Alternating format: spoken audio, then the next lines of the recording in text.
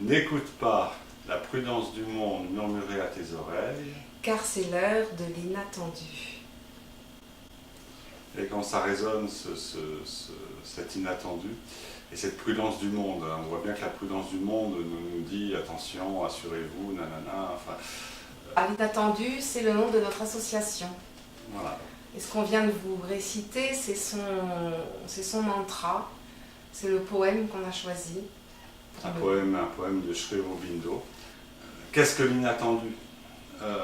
Pour nous, c'est un peu un cri, c'est un appel pour un monde différent.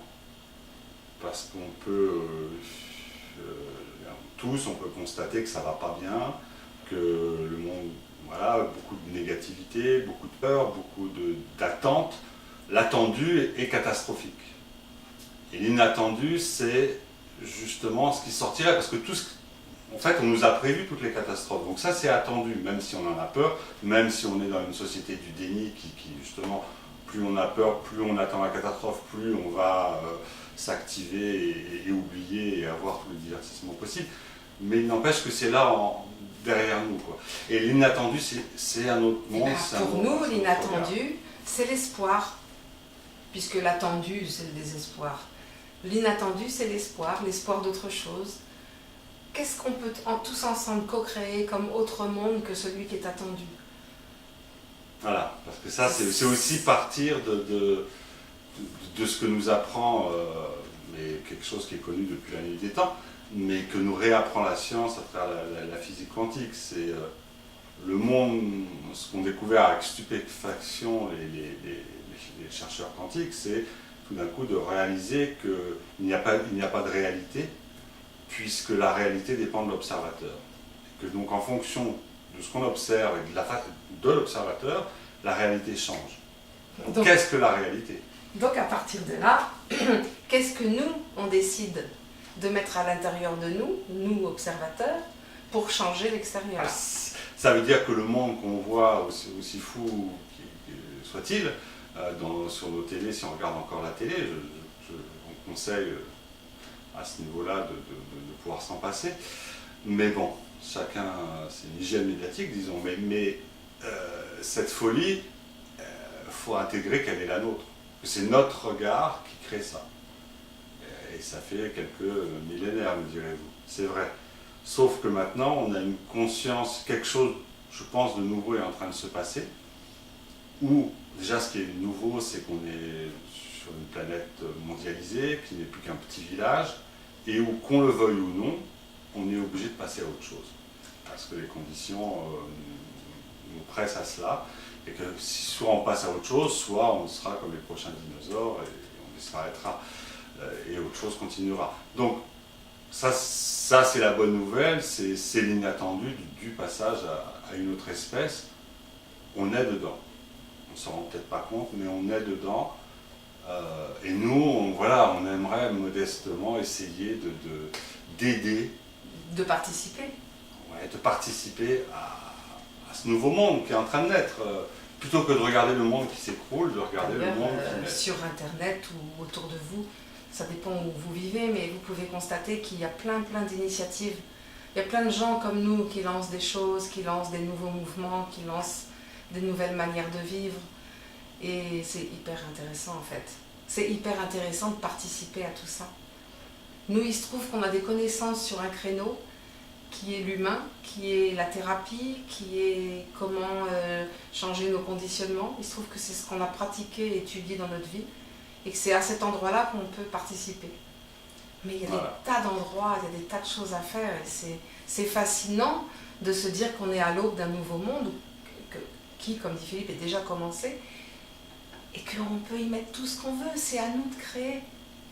Donc nous, notre participation, on va vous proposer des stages, on va vous proposer des contenus, on va vous proposer des expériences pour vous amener à cheminer vers un autre vous-même, vers une autre partie de vous-même, peut-être plus heureuse, peut-être plus épanouie, peut-être plus harmonieuse.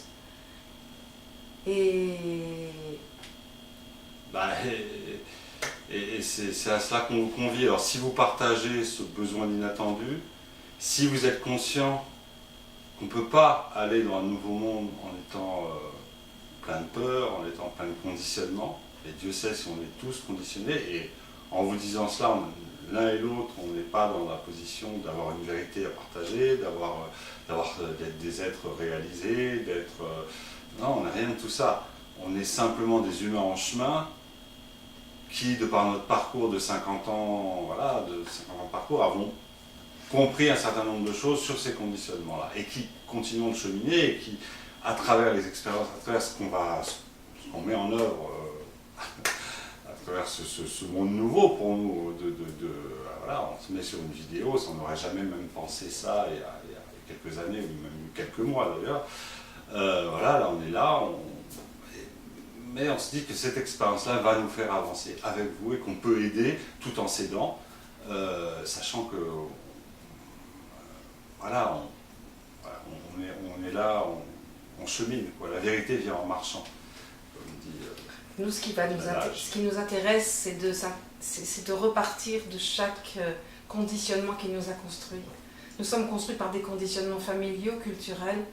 Nous sommes conditionnés. Dans notre enfance, on se construit par rapport à un terrain qui est notre terrain familial, notre terrain culturel.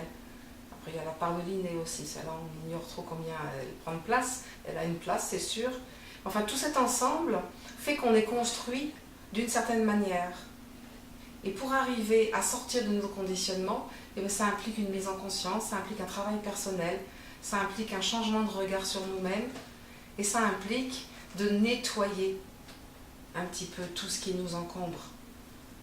Ça implique de faire taire le mental, parce que le mental, c'est le grand pollueur, c'est le grand diviseur, je dirais que c'est la base, c'est-à-dire plus le mental se calme, plus on est clair. Donc voilà, c'est un travail sur tout ça, sur des conditionnements, enfin on est plein de choses qu'on croit normales et qui ne sont pas. Et qu'on peut facilement changer. En fait, c'est assez facile, tout en étant difficile. Parce que c'est difficile de changer, c'est difficile de sortir de nos habitudes. C'est surtout difficile de sortir de notre zone de confort, même si elle est désagréable. Et c'est tout cela qu'on vous propose d'explorer dans notre association. Donc regardez nos autres vidéos qui proposent des sujets précis pour les stages, qui proposent aussi des fois des vidéos de réflexion.